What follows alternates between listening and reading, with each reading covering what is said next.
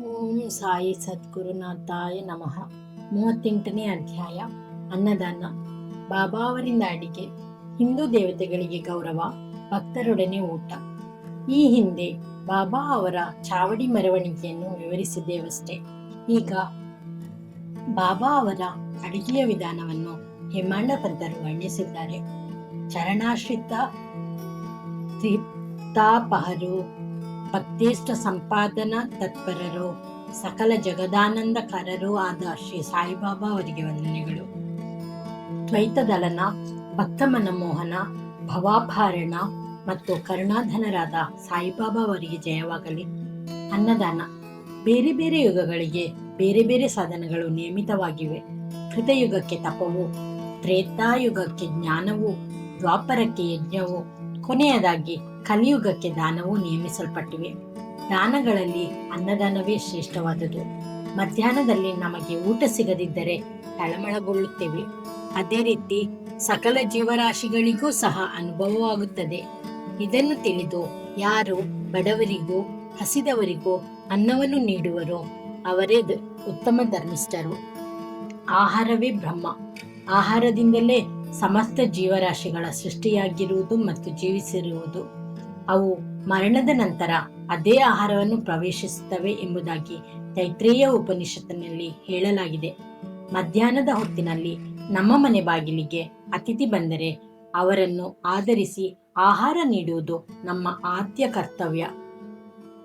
ಸಂಪತ್ತು ದಾನ, ವಸ್ತುದಾನ, ಆಸ್ತಿದಾನ ಮುಂತಾದ ದಾನಗಳನ್ನು ಮಾಡಲು ವಿವೇಚನೆ ಇರಬೇಕು. ಆದರೆ ಆಹಾರದ ವಿಷಯದಲ್ಲಿ ಈ ವಿವೇಚನೆ ಅಗತ್ಯವಿಲ್ಲ. ನಿಮ್ಮ ಮನೆ ಬಾಗಿಲಿಗೆ ಮಧ್ಯಾಹ್ನದ ಹೊತ್ತಿನಲ್ಲಿ ಯಾರೇ ಬರಲಿ ಅವರಿಗೆ ಕೂಡಲೇ ಆಹಾರ ನೀಡಬೇಕು. ಕುರುಡ, ಕುಂಟ, ಹೆಳವ ಯಾರೇ ಬಂದರೂ ಅವರಿಗೆ ಮೊದಲು ನೀಡಿ ನಂತರ ಇತರರಿಗೂ ಬಂಧು ಬಳಗದವರಿಗೂ ಬಡಿಸಬೇಕು. ಅವರಿಗೆ ಮೊದಲು ನೀಡುವುದರಿಂದ ಬರುವ ಪುಣ್ಯ ಇನ್ನಿತರರಿಗೆ ನೀಡುವುದರಿಂದ ಬರುವ ಪುಣ್ಯಕ್ಕಿಂತಲೂ ಹೆಚ್ಚು. ಅನ್ನದಾನವಿಲ್ಲದ ಇತರ ದಾನ ಅಷ್ಟು ಶ್ರೇಷ್ಠವಲ್ಲ. ಅದು ಶಶಿ ಇಲ್ಲದ ನಿಶೆಯ ನಕ್ಷತ್ರಗಳಂತೆಯೋ, ಕಮಲವಿಲ್ಲದ ಸರೋವರದಂತೆಯೋ, ಸಹಧರ್ಮಿ ಇಲ್ಲದ ಸಂಸಾರದಂತೆಯೋ, ಕುಂಕುಮವಿಲ್ಲದ ಸುವಾಸಿನಿಯಂತೆಯೋ, ಪ್ರೇಮವಿಲ್ಲದ ಭಜನೆಯಂತೆಯೂ ಇರುತ್ತದೆ. ಆದುದರಿಂದ ಅನ್ನದಾನವೇ ಶ್ರೇಷ್ಠತಮವಾದುದು. ಬಾಬಾ ಅವರು ಆಹಾರವನ್ನು ತಯಾರಿಸಿ ಎಲ್ಲರಿಗೂ ಹೇಗೆ ಹಂಚುತ್ತಿದ್ದರು ಎಂಬುದನ್ನು ಈಗ ನೋಡೋಣ. ಬಾಬಾ ಅವರಿಂದ ಅಡಿಗೆ. ಬಾಬಾ ಅವರು ತಮಗೆ ಬೇಕಾದಷ್ಟು ಆಹಾರವನ್ನು ಭಿಕ್ಷೆ ಬೇಡಿ ತಂದು ಜೀವಿಸುತ್ತಿದ್ದರೆಂಬುದನ್ನು ಆಗಲೇ ತಿಳಿಸಿದ್ದೇವೆ.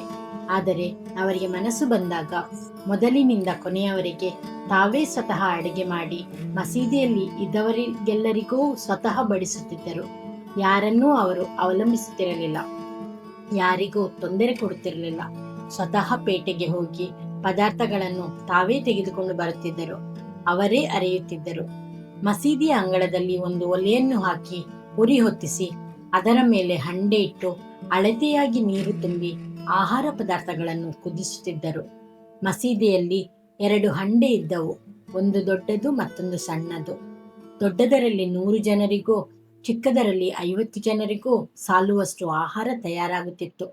ಕೆಲವು ಸಾರಿ ಬರೀ ಅನ್ನ, ಕೆಲವು ಸಾರಿ ಮಾಂಸ ಮಿಶ್ರಿತ ಪುಲಾವ್ ತಯಾರಿಸುತ್ತಿದ್ದರು. ಕೆಲವು ಸಾರಿ ಅನ್ನದ ಗಂಜಿಗೆ ಗೋಧಿ ಹಿಟ್ಟನ್ನು ಮಿಶ್ರಣ ಮಾಡಿ ಹಸಿಮೆಣಸಿನಕಾಯಿ ಅರೆದು ಹಾಕಿ ಅಂಬಲಿ ತಯಾರಿಸುತ್ತಿದ್ದರು.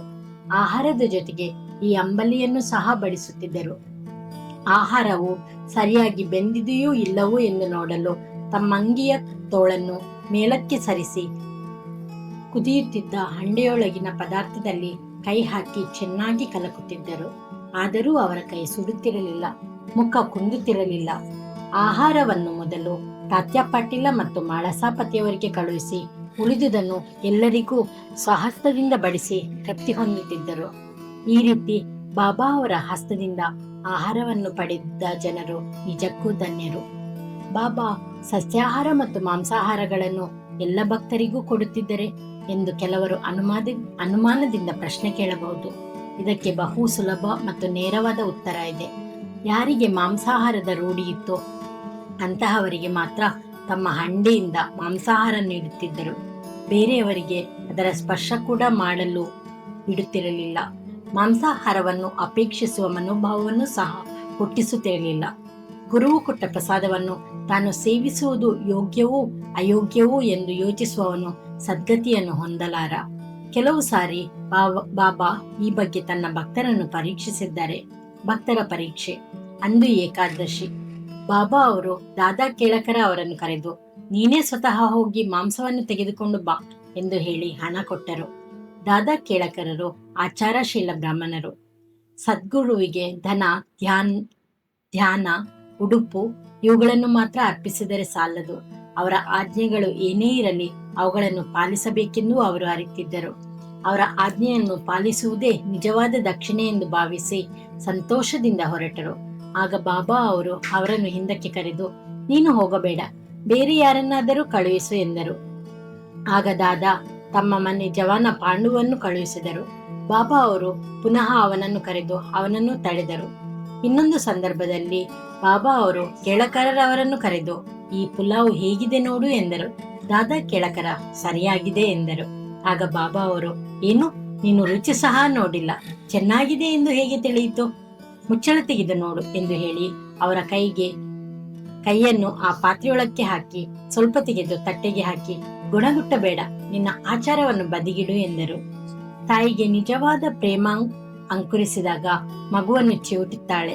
ಅದು ಅಳಲು ಪ್ರಾರಂಭಿಸಿದರೆ ಆಗ ನನ್ನ ಕಂದ ಅಳಬೇಡ ಅಳಬೇಡ ಎಂದು ತಬ್ಬಿಕೊಳ್ಳುತ್ತಾಳೆ.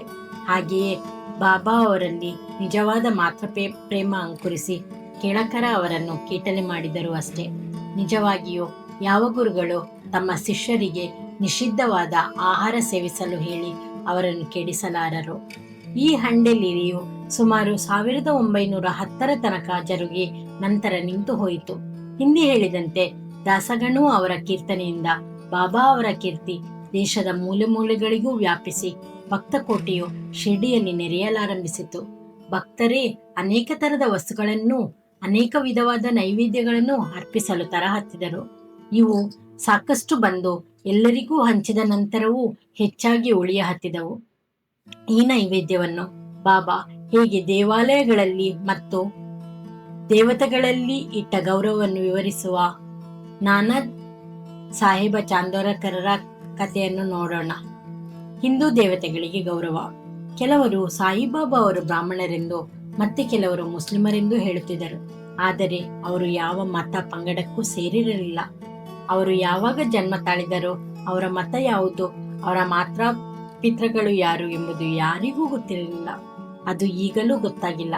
ಕಾರಣ, ಅವರು ಬ್ರಾಹ್ಮಣ ಅಥವಾ ಮುಸಲ್ಮಾನರು ಎಂದು ನಿಶ್ಚಿತವಾಗಿ ಹೇಳಲು ಸಾಧ್ಯವಿಲ್ಲ. ಅವರು ಮಹಮ್ಮದೀಯರು ಎನ್ನುವುದಾದರೆ ಅವರು ಯಾವಾಗಲೂ ಅಗ್ನಿಕುಂಡ ಉರಿಸುತ್ತಿದ್ದರು. ಅವರ ಹತ್ತಿರ ತುಳಸಿ ವೃಂದಾವನವಿತ್ತು. ಶಂಖ ಗಂಟೆಗಳನ್ನು ಬಾರಿಸಲು ಅನುಮತಿ ಇತ್ತಿದ್ದರು.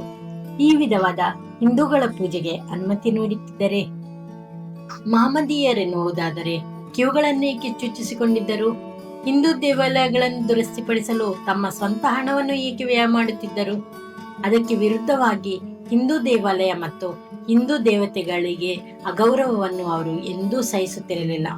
ಒಮ್ಮೆ ನಾನಾ ಸಾಹೇಬ ಚಾಂದೋರಕರ ಅವರು ತಮ್ಮ ನಾದಿನಿಯ ಪತ್ನಿಯಾದ ಬನ್ನಿವಾಲೆಯವರೊಡನೆ ಶಿರ್ಡಿಗೆ ಬಂದರು. ಅವರು ಮಸೀದಿಗೆ ಹೋಗಿ ಬಾಬಾ ಅವರಿಗೆ ನಮಸ್ಕರಿಸಿ ಮಾತನಾಡಲು ಆರಂಭಿಸಿದ ಕೂಡಲೇ ಬಾಬಾ ನಾನಾ ಅವರನ್ನು ಕುರಿತು, ಇಷ್ಟು ದಿನ ನನ್ನ ಸಂಗಡವಿದ್ದರೂ ಸಹ ನೀನು ಈ ರೀತಿ ಮಾಡಬಹುದೇ ಎಂದರು. ನಾನಾ ಅವರಿಗೆ ಅವರ ಮಾತಿನ ಅರ್ಥವಾಗಲಿಲ್ಲ. ಆದ್ದರಿಂದ ಅವರು ವಿವರಣೆ ಕೇಳಿದರು. ಆಗ ಬಾಬಾ ಅವರು, ನೀನು ಕೋಪರಗಾಂವ್ಗೆ ಬಂದು ಅಲ್ಲಿಂದ ಶಿರ್ಡಿಗೆ ಹೇಗೆ ಬಂದೆ ಎಂದು ಕೇಳಲು ನಾನಾ ಅವರಿಗೆ ಕೂಡಲೇ ತಮ್ಮ ತಪ್ಪಿನ ಅರಿವಾಯಿತು. ಅವರು ಸಾಮಾನ್ಯವಾಗಿ ಶಿರ್ಡಿಗೆ ಬರುವಾಗ ದಾರಿಯಲ್ಲಿ ಗೋದಾವರಿ ನದಿಯ ದಡದಲ್ಲಿದ್ದ ಕೊಪರಗಾಂವದ ಶ್ರೀ ದತ್ತರ ಗುಡಿಯನ್ನು ಸಂದರ್ಶಿಸಿ ಬರುತ್ತಿದ್ದರು. ಆದರೆ ಈ ಸಾರಿ ತಮ್ಮ ಸಂಬಂಧಿಗಳು ಶ್ರೀ ದತ್ತರ ಭಕ್ತರಾಗಿದ್ದರೂ ಸಹ ಶಿರ್ಡಿಗೆ ಬರುವುದು ತಡವಾಗಬಾರದೆಂದು ಬಗೆದು ಅವರನ್ನು ನೇರವಾಗಿ ಕರೆದುಕೊಂಡು ಬಂದಿದ್ದರು. ಆಗ ಅವರು ನಡೆದ ವಿಷಯವೆಲ್ಲ ತಿಳಿಸಿ, ಗೋದಾವರಿಯಲ್ಲಿ ಸ್ನಾನ ಮಾಡುವಾಗ ಕಾಲಿಗೆ ಮುಳ್ಳು ಚುಚ್ಚಿ ಬಹಳ ನೋವಾಯಿತೆಂದು ಹೇಳಿ ತಮ್ಮ ತಪ್ಪು ಒಪ್ಪಿಕೊಂಡರು. ಆಗ ಬಾಬಾ ಅವರು ಅದೇ ತಕ್ಕ ಶಿಕ್ಷೆ ಎಂದು ಹೇಳಿ ಮುಂದೆ ಎಚ್ಚರಿಕೆಯಿಂದ ಇರಲು ಹೇಳಿದರು. ಭಕ್ತರೊಡನೆ ಊಟ. ಈಗ ಪ್ರಸಾದ ವಿನಿಯೋಗದ ವಿಚಾರ. ಮಧ್ಯಾಹ್ನದ ಆರತಿಯಾದ ನಂತರ ಬಾಬಾ ಅವರು ಉದಿಯನ್ನು ಕೊಟ್ಟು ಆಶೀರ್ವದಿಸಿ ಎಲ್ಲರನ್ನೂ ಕಳಿಸುತ್ತಿದ್ದರು. ನಂತರ ಮಸೀದಿಯ ಒಳಗೆ ಹೋಗಿ ತಮ್ಮ ಇಕ್ಕೆಲಗಳಲ್ಲಿಯೂ ಭಕ್ತರನ್ನು ಕೂಡಿಸಿಕೊಂಡು ಊಟ ಮಾಡುತ್ತಿದ್ದರು. ಭಕ್ತರು ತಾವು ತಂದ ಎಲ್ಲಾ ನೈವೇದ್ಯವನ್ನು ಚೆನ್ನಾಗಿ ಬರೆಸಿ ಬಾಬಾ ಅವರ ಮುಂದೆ ಇಡುತ್ತಿದ್ದರು. ಆಗ ಬಾಬಾ ಅವರು ಅದನ್ನು ಮೊದಲು ದೇವರಿಗೆ ಅರ್ಪಿಸಿ ನಂತರ ಸ್ವೀಕರಿಸುತ್ತಿದ್ದರು. ಕೆಲವು ಭಾಗವನ್ನು ಹೊರಗಡೆ ಕಾಯುತ್ತಿದ್ದ ಭಕ್ತರಿಗೆ ಹಂಚಿ ಉಳಿದುದನ್ನು ಒಳಗಡೆ ನೆರೆದ ಭಕ್ತರಿಗೆ ಹಂಚುತ್ತಿದ್ದರು. ಬಾಬಾ ಅವರು ಶ್ಯಾಮ ಮತ್ತು ನಾನಾ ಸಾಹೇಬ ನಿಮೋಣಕರ ಅವರನ್ನು ಬಡಿಸಲು ನೇಮಿಸಿದ್ದರು. ಅವರು ತಮ್ಮ ಕರ್ತವ್ಯವನ್ನು ಶಿರಸಾವಹಿಸಿ ನೆರವೇರಿಸುತ್ತಿದ್ದರು. ಈ ರೀತಿ ಭಕ್ತರು ತೃಪ್ತಿ ಹೊಂದುತ್ತಿದ್ದರು. ನಿತ್ಯ ಪವಿತ್ರವಾಗಿತ್ತು ಆ ಪ್ರಸಾದ. ಮಜ್ಜಿಗೆ. ಒಂದು ಸಾರಿ ಹೇಮಾಂಡ ಪಂತರು ಬಾಬಾ ಅವರ ಜೊತೆಯಲ್ಲಿ ಹೊಟ್ಟೆ ತುಂಬ ಊಟ ಮಾಡಿದರು. ಆಗ ಬಾಬಾ ಅವರು ಅವರಿಗೆ ಒಂದು ಲೋಟದಲ್ಲಿ ಮಜ್ಜಿಗೆಯನ್ನು ತರಿಸಿ ಅದನ್ನು ಅವರಿಗೆ ಕೊಟ್ಟರು. ಅದರ ಬಿಳಿ ಬಣ್ಣವು ಅವರಿಗೆ ಮೆಚ್ಚುಗೆಯಾಯಿತು. ಆದರೆ ಅದಕ್ಕೆ ಹೊಟ್ಟೆಯಲ್ಲಿ ಸ್ಥಳವಿಲ್ಲವಲ್ಲ ಎಂದು ಚಿಂತಿಸಿದರು. ಆದರೂ ಸ್ವಲ್ಪ ರುಚಿ ನೋಡಿದರು. ಅವರ ಮನೋಭಾವವನ್ನು ಕಂಡ ಬಾಬಾ ಅವರು, ಇಂತಹ ಸಂದರ್ಭ ಮತ್ತೊಮ್ಮೆ ದೊರಕಲಾರದು, ಪೂರ್ತಿ ಕುಡಿದು ಬಿಡು ಎಂದರು. ಹೇಮಾಂಡ ಪಂತರು ಪೂರ್ತಿ ಕುಡಿದರು. ಬಾಬಾ ಅವರ ಭವಿಷ್ಯ ನಿಜವಾಯಿತು. ಯಾಕೆಂದರೆ ಸ್ವಲ್ಪ ದಿನಗಳಲ್ಲಿಯೇ ಬಾಬಾ ಪರಲೋಕ ಯಾತ್ರೆ ಮಾಡಿದರು. ಹೇಮಾಂಡ ಪಂತರು ಒಂದು ಲೋಟ ಮಜ್ಜಿಗೆ ಕುಡಿದರು. ಆದರೆ ಅವರು ಸಾಯಲಿಲ್ಲ ಎಂಬ ಅಮೃತವನ್ನು ನಮಗೆ ಸಮೃದ್ಧಿಯಾಗಿ ಒದಗಿಸಿದ್ದಾರೆ. ಆದುದರಿಂದ ನಾವು ಅವರಿಗೆ ಕೃತಾರ್ಥರಾಗಿರಬೇಕು. ನಾವು ಈ ಸಾಯಲಿಲ್ಲ ಅಮೃತವನ್ನು ಸೇವಿಸಿ ಸಂತಸದಿಂದಿರೋಣ. ಓಂ ಸಾಯಿ ಪ್ರಣಾಮ.